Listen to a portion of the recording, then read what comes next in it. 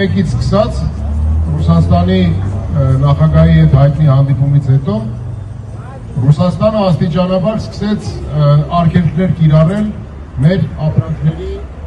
ներմուծման վրա, այսինքն արտահանման արգելքներ։ Սկզբից դա ջերմուկներ, հետո կոնյակի հայտնի բրենդներից մեկը, այնուհետև հետևեց ծաղիկները, միրգ բանջարեղենը եւ արդեն խոսքը գնում է ձկնամթերքի մասին։ Սա ինչ է նշանակում։ Սա նշանակում է, որ Ռուսաստանը ակնհայտ քաղաքական նպատակներով իրականացնում է տնտեսական գործիքակազմով ճնշում Հայաստանի նկատմամբ, Հայաստանի բնակչության նկատմամբ, Հայաստանի տնտեսության նկատմամբ։ Սա լավ է, իհարկե ոչ, սա շատ վատ է։